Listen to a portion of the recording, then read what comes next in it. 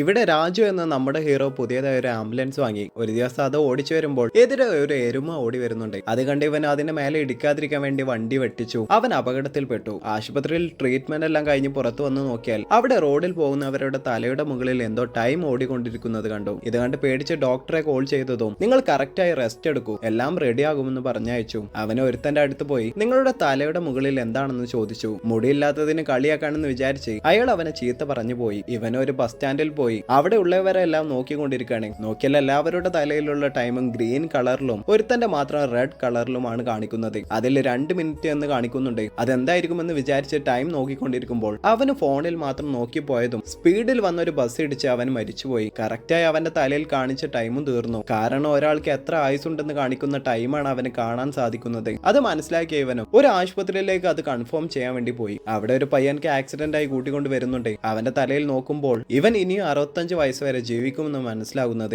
Doctor അവനെ check ചെയ്തു നോക്കിയിട്ട് അവനെ ഓപ്പറേഷൻ ചെയ്താലും രക്ഷപ്പെടുന്നത് കഷ്ടമാണെന്ന് പറഞ്ഞു. കൂടാതെ അതിന് നല്ല ക്യാഷ് ആകുമെന്ന് പറഞ്ഞു. ആ പയ്യന്റെ അമ്മയും കൂടെയുള്ള ഒരുത്തനോട് ചോദിച്ചതും വെറുതെ ക്യാഷ് കളയണ്ട എന്നാണ് ആ പയ്യൻ പറയുന്നത്. ഇത് കേട്ട ഹീറോയും ആ അമ്മയെ പോയി സമാധാനിപ്പിച്ചു. ഉറപ്പായി നിങ്ങളുടെ മകൻ രക്ഷപ്പെടും, ക്യാഷ് റെഡിയാക്കിക്കോളൂ എന്ന് പറഞ്ഞു. ഇത്ര ആത്മവിശ്വാസത്തോടെ ഇവൻ പറയുന്നത് കേട്ടതും എങ്ങനെങ്കിലും ഞാൻ ക്യാഷ് റെഡിയാക്കാമെന്ന് പറഞ്ഞ് ആ പയ്യനെ ഓപ്പറേഷൻ ചെയ്തു. അവന് രക്ഷപ്പെട്ടു. ഹീറോയും പെട്ടെന്ന് വീട്ടിലേക്ക് ഓടിപ്പോയി അവന്റെ അമ്മയുടെ തലയിൽ എത്ര നമ്പറാണ് കാണിക്കുന്നതെന്ന് നോക്കി. 100 വർഷം കാണിക്കുന്നുണ്ട്. അത് കണ്ടത് അവനക്ക് സമാധാനമായി. അവന്റെ വൈഫിന്റെ തലയിൽ 80 വർഷം കാണിക്കുന്നുണ്ട്. അവൻ എത്ര കാലം ജീവിക്കുമെന്ന് അറിയാൻ വേണ്ടി കണ്ണാടിയുടെ മുമ്പിൽ പോയി നോക്കിയാൽ ഒന്നും കാണാൻ പറ്റുന്നില്ല. കാരണം അവൻ എപ്പോ മരിക്കുമെന്ന് അവനെ അറിയാൻ പറ്റില്ല. അതിനുശേഷം ആരുടെ തലയിലെല്ലാം കുറഞ്ഞ നമ്പർ കാണിക്കുന്നോ അവരെ എങ്ങനെങ്കിലും രക്ഷിക്കാൻ നോക്കിയാൽ ടൈം കഴിഞ്ഞ ഉടനെ എന്തെങ്കിലുമൊക്കെ സംഭവിച്ച് അവർ ഉറപ്പായി മരിച്ചിരിക്കും.